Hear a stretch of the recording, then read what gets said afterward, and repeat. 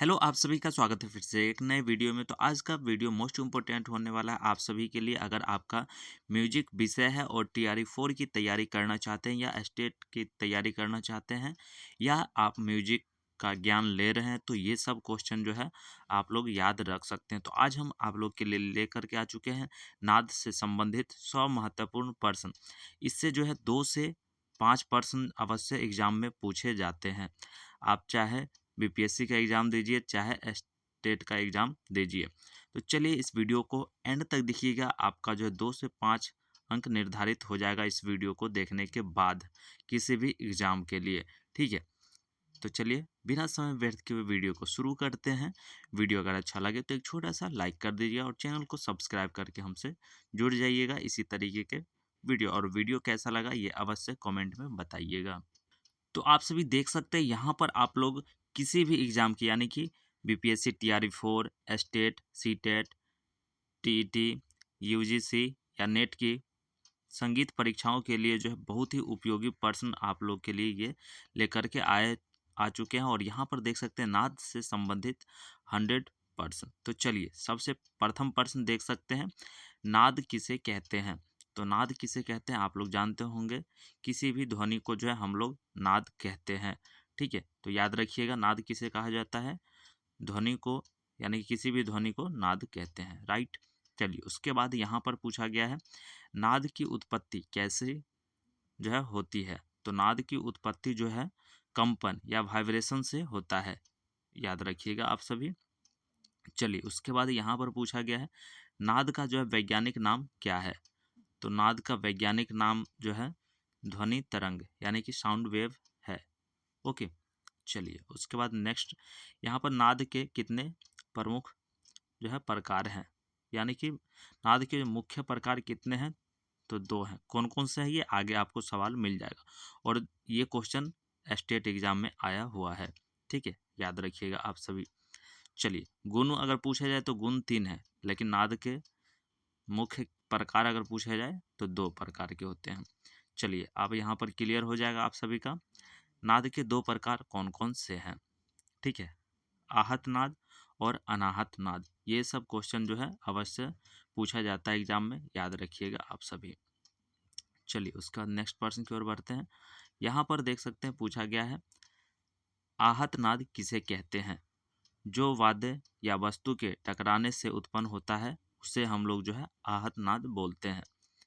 तो एकदम जो है आप लोग के याद करने योग्य भाषा में जो है आप लोग के लिए क्वेश्चन लेकर के आए हैं, जिससे कि आप लोग को याद रहे और आप लोग एग्जाम को क्वालिफाइड आराम से जो है कर सकें, ठीक है? तो चलिए यहाँ पर क्लियर हो गया, आर्तनाद किसे कहते हैं? जो वाद्य या वस्तु के टकराने से उत्पन्न होता है उसे आर्तनाद कहते हैं। चलिए उसके बाद यहाँ पर पूछा गया है, अनाहत नाद किसे कहते हैं? तो जो बिना किसी आघात के उत्पन्न हो उसे जो है अनाहत नाद बोलते हैं। तो याद रखिएगा आप सभी, ठीक है, क्योंकि ये परिभाषा याद रखिएगा ना तो बहुत सारा क्वेश्चन ऑब्जेक्टिव जो है सॉल्व हो जाएगा आपका, है ना? चलिए उसके बाद नेक्स्ट प्रश्न देख लेते हैं। यहाँ पर पूछा गया है, संगीत में किस नाद का जो है प्रयोग होता है? तो संगीत में जो कौन सा नाद का प्रयोग होता है? तो आहत नाद का जो है प्रयोग होता है, ठीक है, याद रखिएगा। ओके, आहत नाद का परिभाषा क्या था? तो अभी जस्ट ऊपर में आप लोग को बताए हैं, उससे आप लोग समझ सकते हैं। उसके बाद देख सकते हैं यहाँ पर पूछा गया है, अनाहत नाद का संबंध किससे है? तो अनाहत नाद का जो संबंध योग और अध्यात्मक से है, ठीक है, याद रखिएगा। चलिए उसका नेक्स्ट यहाँ पर पूछा गया है, नाद को किस इंद्रिय से जो है ग्रहण किया जाता है? तो कान से जो है ग्रहण किया जाता है, यानी कि कोई भी ध्वनि नाद है तो हम लोग सुनते हैं किससे? तो कान से सुनते हैं। ओके, तो राइट आंसर क्या हो जाएगा? कान हो जाएगा। चलिए उसके बाद नेक्स्ट यहाँ पर पूछा गया, नाद का मुख्य गुण क्या है? तो श्रव्य होना जो है नाद का मुख्य गुण है। और जितना क्वेश्चन इसमें करा देंगे ना, इससे बाहर नहीं आएगा नाद से संबंधित प्रश्न। ओके, तो आप लोग अवश्य एंड तक देखिएगा वीडियो को, ठीक है? म्यूजिक अगर विषय है तो आप लोग के लिए जो है यह लाभदायक साबित होगा वीडियो। चलिए, नाद की तीव्रता किस पर निर्भर करती है? तो नाद की जो है तीव्रता कंपन के आयाम पर जो है निर्भर करता है। उसके बाद चलिए नेक्स्ट, यहाँ पर पूछा गया नाद की ऊंच नीच किस पर जो है निर्भर करती है? तो यह आवृत्ति पर जो है निर्भर करती है। क्लियर? चलिए, उसके बाद नेक्स्ट यहाँ पर पूछा गया है अधिक आवृत्ति वाला नाद कैसा होता है? तो यह जो है तीव्र यानी कि तीखा होता है, यानी कि तेज होता है। ओके, चलिए उसके बाद नेक्स्ट यहाँ पर पूछा गया है कम आवृत्ति वाला नाद कैसा होता है? तो ये जो है मंद यानी कि गंभीर होता है, याद रखिएगा आप सभी। उसके बाद चलिए यहाँ पर नाद की जो है माप की इकाई क्या है? तो हर्ज नाद की जो है माप की इकाई है। ओके, ये भी क्वेश्चन काफ़ी बार पूछा जा सकता है और पूछा भी गया है। उसके बाद देखिए मानव कान कितनी आवृत्ति सुन सकता है? तो 20 हर्ज से लेकर के 20,000 हर्ज तक जो है यह सुन सकता है। ठीक है, चलिए उसके बाद नेक्स्ट यहाँ पर पूछा गया नाद की गति किस माध्यम से जो है सबसे अधिक होती है? तो ठोस माध्यम से जो है सबसे अधिक होता है। ओके, ठोस माध्यम कहने का मतलब जैसे रेल का पटरी हो गया या लोहा में जो है तेज होता है। ठीक है, उसके बाद चलिए नेक्स्ट यहाँ पर देख सकते हैं नाद की गति किस माध्यम में जो सबसे कम होता है? तो किस माध्यम में कम होता है? तो यहाँ पर गैस में कम होता है। ठीक है, तो ठोस में जो अधिक होता है, गैस में कम होता है। उसके बाद चलिए नेक्स्ट यहाँ पर पूछा गया है निर्वात में नाद क्यों नहीं चलता? तो माध्यम ना होने के कारण जो है नहीं चलता है। क्लियर? चलिए उसके बाद नेक्स्ट यहाँ पर पूछा गया है संगीत में नाद का महत्व क्या है? तो संगीत में नाद का जो है महत्व संगीत का आधार है यह। ठीक है, नाद जो है संगीत का आधार है। ओके, चलिए नेक्स्ट पर्सन की ओर बढ़ते हैं। यहाँ पर पूछा गया है नाद से क्या उत्पन्न होता है? तो नाद से जो है स्वर उत्पन्न होता है। ठीक है, नाद से क्या उत्पन्न होता है? स्वर होता है। उसके बाद चलिए नाद का जो है व्यवस्थित रूप क्या कहलाता है? तो नाद का जो है व्यवस्थित रूप संगीत कहलाता है। ठीक है, चलिए उसके बाद नेक्स्ट यहाँ पर पूछा गया है नाद का अव्यवस्थित रूप क्या कहलाता है? तो नाद का जो है अव्यवस्थित रूप शोर कहलाता है। ठीक है, उसके बाद चलिए नेक्स्ट यहाँ पर पूछा गया है शोर और संगीत में अंतर किस कारण है? तो क्रमबद्धता के कारण जो है होता है, क्योंकि क्रमबद्ध नहीं रहेगा तो वह शोर हो जाएगा और संगीत अगर रहेगा तो क्रमबद्ध रहेगा तो संगीत हो जाएगा। ठीक है, चलिए उसके बाद नेक्स्ट यहाँ पर पूछा गया है नाद की निरंतरता से क्या बनता है? तो यह जो है स्वर बनता है, याद रखिएगा। उसके बाद यहाँ पर पूछा गया है नाद की स्थिरता से क्या बनता है? तो नाद की जो है स्थिरता से और स्थिरता से शोर बनता है। ठीक है, यानी कि शोर होगा तो उसे जो है नाद की अस्थिरता कहेंगे। ओके, चलिए उसके बाद नेक्स्ट यहाँ पर पूछा गया है नाद योग का संबंध किस ग्रंथ से है? ठीक है, तो यह जो है हठ योग राइट आंसर हो जाएगा आप सभी का। चलिए उसके बाद नेक्स्ट पर्सन की ओर बढ़ते हैं। यहाँ पर पूछा गया है नाद ब्रह्म किसे कहा गया है? ठीक है, तो ओकार को जो है कहा गया है। उसके बाद चलिए नेक्स्ट यहाँ पर पूछा गया ओकार किस प्रकार का जो है नाद है? तो अनाहत नाद है। ठीक है, उसके बाद चलिए नेक्स्ट यहाँ पर पूछा गया संगीत में नाद का प्रयोग किस रूप में होता है? तो स्वर, ताल और लय के रूप में जो है होता है। ठीक है, उसके बाद चलिए नेक्स्ट पर्सन की ओर बढ़ते हैं। यहाँ पर पूछा गया है नाद का सूक्ष्म रूप क्या कहलाता है? तो अनाहत नाद कहलाता है। ठीक है, चलिए उसका नेक्स्ट नाद का जो है स्थूल रूप क्या कहलाता है?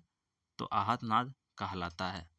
ओके, उसके बाद चलिए नेक्स्ट नाद के बिना क्या संभव नहीं है? तो यह जो है संगीत संभव नहीं है।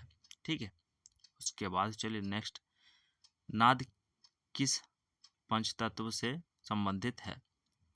तो आकाश इसका जो है राइट आंसर हो जाएगा। ठीक है, चलिए उसके बाद नेक्स्ट, नाद का गुण किस तत्व में है? तो आकाश तत्व जो है राइट आंसर हो जाएगा। उसके बाद चलिए नेक्स्ट, यहाँ पर पूछा गया है नाद का आध्यात्मिक महत्व किसमें है? तो ध्यान और जो है योग में है। ठीक है, उसके बाद चलिए नेक्स्ट, यहाँ पर पूछा गया है नाद किस प्रकार की ऊर्जा है? तो ध्वनि ऊर्जा जो है नाद है। ठीक है, उसके बाद चलिए नेक्स्ट, यहाँ पर पूछा गया है नाद तरंगे कैसी होती है?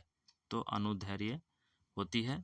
ठीक है, चलिए उसके बाद नेक्स्ट, नाद का प्रभाव किस पर पड़ता है?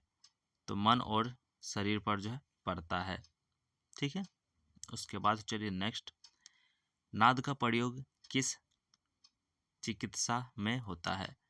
तो संगीत चिकित्सा में जो है नाद का प्रयोग होता है।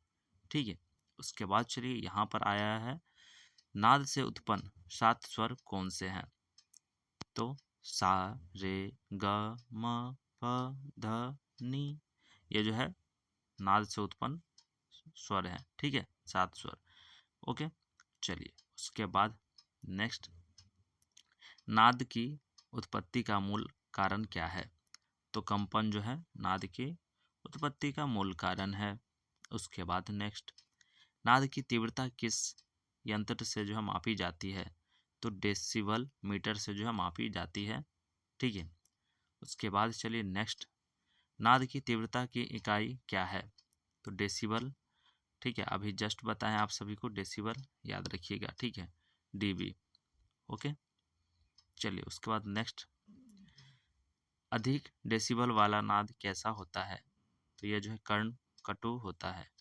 ओके, चलिए उसका बाद नेक्स्ट, यहाँ पर पूछा गया मधुर नाद कैसी होती है? ये जो है क्रमबद्ध और जो है संतुलित होता है। ठीक है, चलिए उसके बाद नेक्स्ट, नाद का प्रयोग किस वाद्य में होता है? तो सभी वाद्यों में जो है नाद का ही प्रयोग होता है, क्योंकि कोई भी ध्वनि नाद है तो हम लोग सुनते हैं तो होता ही है। चलिए उसका नेक्स्ट, नाद के बिना वाणी संभव है? नहीं, बिल्कुल नहीं संभव है। ठीक है, चलिए उसके बाद नेक्स्ट, नाद का प्रभाव सबसे पहले किस पर पड़ता है? तो नाद का प्रभाव सबसे पहले हमारे कान पर पड़ता है, तब जा कर के हम लोग सुनते हैं। जैसे एक एग्जांपल देखा जाए, जैसे आप अभी जो है सुन पा रहे हैं हमारी बातों को, तो ये किस पर जा रहा है? आँख से देख रहे हैं लेकिन कान से सुन रहे हैं। ठीक है, तो कान पे अधिक प्रभाव पड़ता है। ओके, चलिए उसके बाद नेक्स्ट, नाद की खोज किस विज्ञान से संबंधित है? तो ये जो है ध्वनि विज्ञान से जो है संबंधित है। ओके, चलिए उसके बाद नेक्स्ट, नाद की उत्पत्ति किस अंग से होती है? तो नाद की उत्पत्ति अभी जो है किस अंग से हो रहा है? तो कंठ से, यानी कि हम लोग जो है बोलते हैं तो वही तो नाद है। चलिए उसके बाद नेक्स्ट, नाद की गूंज को क्या कहते हैं? तो प्रतिध्वनि राइट आंसर हो जाएगा आप सभी का। चलिए उसका नेक्स्ट, यहाँ पर पूछा गया है नाद का परावर्तन क्या कहलाता है? तो इको कहलाता है नाद का परावर्तन। उसके बाद चलिए नेक्स्ट, यहाँ पर पूछा गया नाद का जो है अवशेषण किससे होता है? तो नरम वस्तुओं से होता है। ओके, चलिए उसके बाद नेक्स्ट, नाद की तरंग दैर्घ्य किस पर निर्भर करती है? तो आवृत्ति पर जो है यह निर्भर करती है। उसके बाद नाद के 3 गुण कौन कौन से हैं? ठीक है, तीव्रता, ऊंचाई और जो है गुणवत्ता याद रखिएगा आप सभी। ठीक है, ये भी क्वेश्चन पूछा जाता है। ठीक है, प्रकार पूछा जाए तो 2 है, आहत नाद, अनाहत नाद, और गुण पूछा जाए तो 3 है, याद रखिएगा आप सभी। ओके, चलिए उसके बाद नेक्स्ट, नाद की गुणवत्ता किससे पहचानी जाती है? तो ये जो है पहचाना जाता है टिम्बर से। ओके, उसके बाद चलिए नेक्स्ट, यहाँ पर पूछा गया है, एक ही स्वर अलग वाद्यों में अलग क्यों लगता है? नाद की गुणवत्ता के कारण जो है यह अलग लगता है। चलिए उसका नेक्स्ट प्रश्न की ओर बढ़ते हैं। नाद का संबंध किस कला से है? तो संगीत कला से जो है नाद का संबंध है। नाद से स्वर कैसे बनता है? तो नियमित कंपन से जो है यह स्वर बनता है। उसके बाद नाद की अनियमित तरंगे क्या उत्पन्न करती है? तो शोर उत्पन्न होता ही है। ठीक है। उसके बाद चलिए यहाँ पर पूछा गया है, नाद की खोज का श्रेय किससे दिया जाता है? तो प्राचीन ऋषियों को जो है दिया जाता है नाद की खोज का श्रेय। ओके। चलिए उसके बाद यहाँ पर पूछा गया, नाद ब्रह्म की अवधारणा कहाँ मिलती है? तो वेदों में मिलता है यह अवधारणा। उसके बाद नेक्स्ट, नाद का प्रयोग मंत्रों में क्यों होता है? मानसिक एकाग्रता हेतु जो है किया जाता है। ठीक है।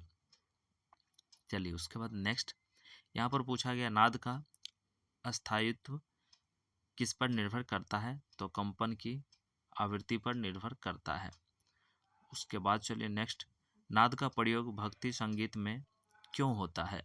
तो भाव उत्पन्न करने हेतु इसका जो है उपयोग होता है।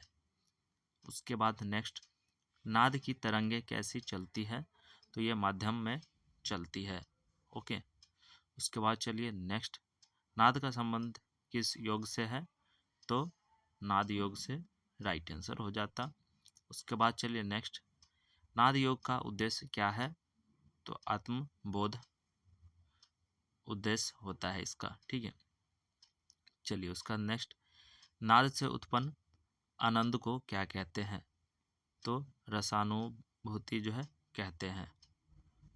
उसके बाद चलिए नेक्स्ट, नाद का प्रयोग किस समय अधिक प्रभावित होता है? तो ध्यान में जो है अधिक प्रभावित होता है यह। उसके बाद चलिए नेक्स्ट, नाद का सबसे शुद्ध रूप क्या माना गया है? तो ओकार जो है नाद का शुद्ध रूप माना गया है। उसके बाद नेक्स्ट, नाद का प्रभाव किस भाव पर जो है पड़ता है? तो रस पर जो है यह पड़ता है।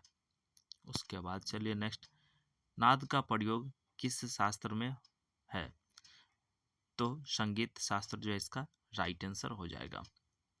उसके बाद चलिए नेक्स्ट, नाद के बिना ताल संभव है? बिल्कुल नहीं। तो यहाँ पर राइट आंसर हो जाएगा नहीं। ठीक है। उसके बाद यहाँ पर पूछा गया है, नाद की निरंतरता से क्या बनता है? लय बनता है। ओके। चलिए उसके बाद नेक्स्ट, नाद का सबसे सूक्ष्म रूप किसे कहते हैं? तो अनाहत को कहते हैं। ये क्वेश्चन रिपीट हो गया है। चलिए कोई बात नहीं। नेक्स्ट, नाद का सबसे स्थूल रूप किसे कहते हैं? तो आहत नाद को जो है स्थूल रूप कहते हैं। उसके बाद यहाँ पर पूछा गया है, नाद का उपयोग किस माध्यम में होता है? तो वायु के माध्यम से जो है होता है, यानी कि वायु के माध्यम से जो है फैलता है यह। चलिए उसके बाद नेक्स्ट, नाद का संबंध किस ज्ञान से है? तो श्रवण ज्ञान से जो है राइट आंसर हो जाएगा। उसके बाद चलिए नेक्स्ट, नाद की उत्पत्ति में क्या आवश्यक है? तो माध्यम आवश्यक है। ठीक है। उसके बाद चलिए नेक्स्ट, नाद की दिशा किस पर निर्भर करती है? तो तरंग गति पर जो है यह निर्भर करता है। उसके बाद चलिए नेक्स्ट, नाद का प्रयोग संचार में क्यों होता है? सूचना देने हेतु जो है यह होता है उपयोग। ठीक है। उसके बाद चलिए नेक्स्ट, नाद का सबसे महत्वपूर्ण गुण क्या है? तो श्रव्यता राइट आंसर हो जाएगा। उसके बाद चलिए यहाँ पर पूछा गया है, नाद का प्रयोग किस विधा में होता है? तो गायन वादन नृत्य तीनों में होता है। ठीक है। और गायन वादन नृत्य को ही संगीत कहते हैं, ये भी याद रखिएगा आप सभी। नाद की ऊर्जा किससे प्रभावित करती है? तो मस्तिष्क को जो है यह प्रभावित करती है। ठीक है। उसके बाद चलिए नेक्स्ट, नाद का संबंध किस चक्र से है?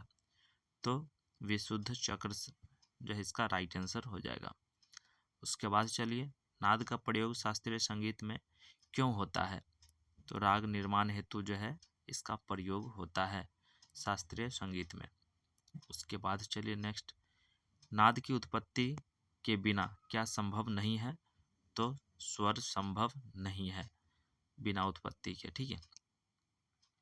चलिए उसके बाद नेक्स्ट, नाद का प्रयोग किस समय अधिक शुद्ध माना जाता है? तो प्रातः काल में जो है यह शुद्ध माना जाता है, यानी कि सुबह में।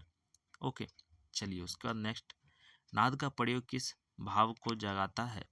तो शांति को जो है यह जगाता है, ठीक है। उसके बाद चलिए, नाद का प्रभाव किस प्रकार का होता है? तो मानसिक और शारीरिक दोनों प्रकार का होता है।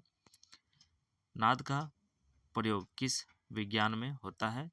तो ध्वनि विज्ञान, याद रखिएगा आप सभी। उसके बाद नाद का मूल आधार क्या है? तो कंपन जो है मूल आधार है इसका। उसके बाद नाद का प्रयोग किस संस्थान में होता है? तो ध्यान साधना में, ठीक है। किस साधना में होता है? तो ध्यान साधना, याद रखिएगा। उसके बाद चलिए नेक्स्ट, यहाँ पर पूछा गया है, नाद का शुद्ध रूप क्या कहलाता है? तो स्वर कहलाता है नाद का शुद्ध रूप। उसका नाद का प्रयोग किस कला का जो है आधार है? तो संगीत का जो है आधार है। उसके बाद 99 नंबर प्रश्न देख लेते हैं, नाद का महत्व किस ग्रंथ में जो है वर्णित है? तो संगीत रत्नाकर में। ये भी मोस्ट इम्पोर्टेंट क्वेश्चन है, याद रखिएगा आप सभी। उसके बाद चलिए नेक्स्ट, नाद के बिना संगीत कैसा होगा? तो ये जो है असंभव होगा, ठीक है। तो चलिए, आपको 100 ऑब्जेक्टिव क्वेश्चन आज के इस वीडियो में करा दिए हैं और आप लोग को पता चल गया होगा जो किस तरीके का जो क्वेश्चन नाद से बन सकते हैं, ठीक है। तो देखिए, नाद से अगर क्वेश्चन बनेंगे तो जितना 100 क्वेश्चन करा है, इसी से जो है आपको 2 से 3% उठ करके जो है बनता है। इसलिए जो है आप लोग इस वीडियो को एक बार देखते हैं, याद नहीं होता है, 2-3 बार देखिएगा, रिपीट करके याद हो जाएगा। उसका ज़रूरत ही नहीं है जो नाद से जो है कोई भी क्वेश्चन आए और आप ना बना पाए, ठीक है। आराम से जो है आप लोग उस पर्सन को बना पाएंगे। तो चलिए फिर मिलते हैं हम नेक्स्ट वीडियो में। वीडियो अगर अच्छा लगे तो एक छोटा सा लाइक कर दीजिए। वीडियो देखने के लिए धन्यवाद। जय हिंद, जय भारत।